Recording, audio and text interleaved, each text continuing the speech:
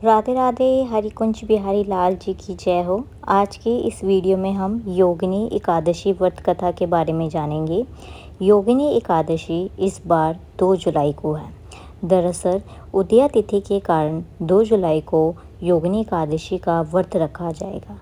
पंचांग के अनुसार यह व्रत प्रत्येक वर्ष आषाढ़ माह की कृष्ण पक्ष की एकादशी को रखा जाता है। ऐसा माना जाता है कि योगिनी एकादशी पर भगवान विष्णु जी की पूजा से कष्ट रोगों से मुक्ति मिलती है, साथ ही हमारे सभी पाप नष्ट हो जाते हैं। लेकिन योगिनी एकादशी व्रत उसकी कथा के बिना अधूरा है। इस दिन सुबह सुबह भगवान विष्णु की पूजा और उनकी कथा पढ़ी जाती है और उनके व्रत का संकल्प लिया जाता है। चलो आज हम योगिनी एकादशी व्रत कथा के बारे में जानते हैं।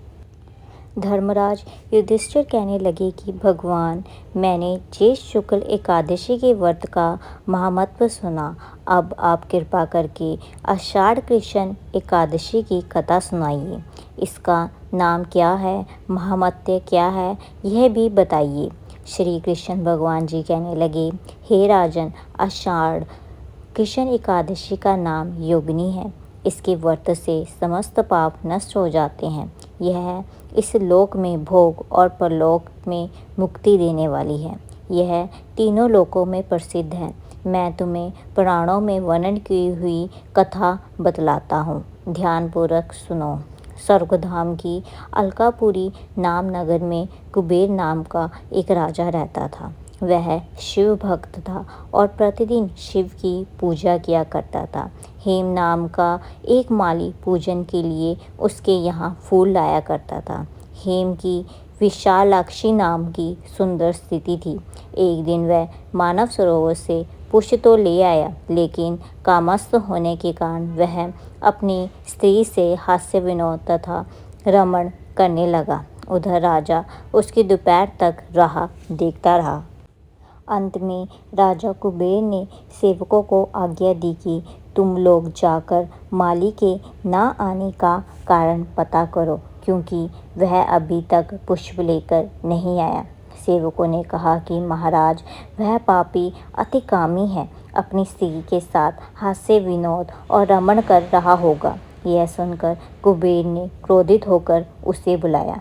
हे माली राजा के भय से कांपता हुआ उपस्थित हुआ।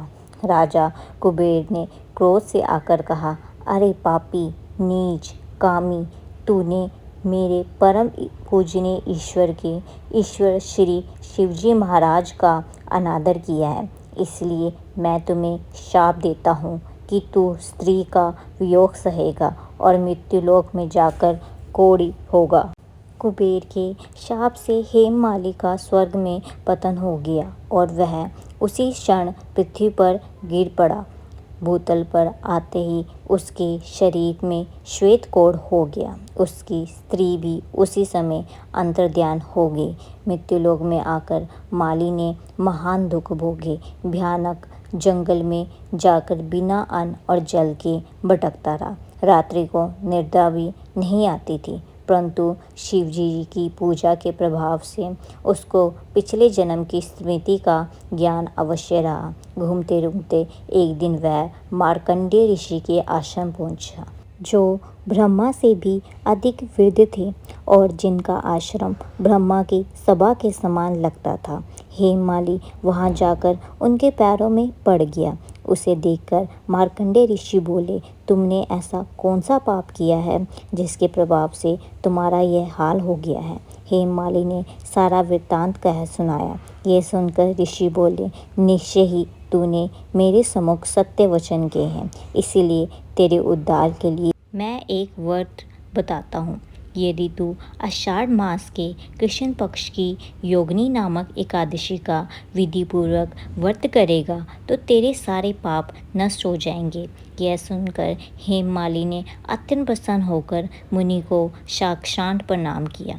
मुनि ने उसे स्नेह के साथ उठाया। हेममाली ने मुनि के कथा अनुसार विधिपूर्वक योगिनी एकादशी का व्रत किया। इस व्रत के प्रभाव से उसने अपने पुराने स्वरूप में आकर अपनी स्त्री के साथ सुखपूर्वक रहने लगा। भगवान कृष्ण ने कहा, राजन, यह योगिनी एकादशी का व्रत 88,000 ब्राह्मणों को भोजन कराने के बराबर फल देता है। इसके व्रत से संपूर्ण पाप दूर हो जाते हैं और अंत में स्वर्ग प्राप्त होता है। इस प्रकार आज की इस वीडियो में हमने योगिनी एकादशी व्रत कथा के बारे में जाना। तो हमारी आज की वीडियो यहीं पर ही समाप्त होती है। अगर आपको हमारी वीडियो पसंद लगी है तो प्लीज़ आप हमारे चैनल को सब्सक्राइब कीजिए, वीडियो को लाइक कीजिए, शेयर कीजिए एंड कमेंट में राधे राधे ज़रूर लिखिए। राधे राधे सभी को।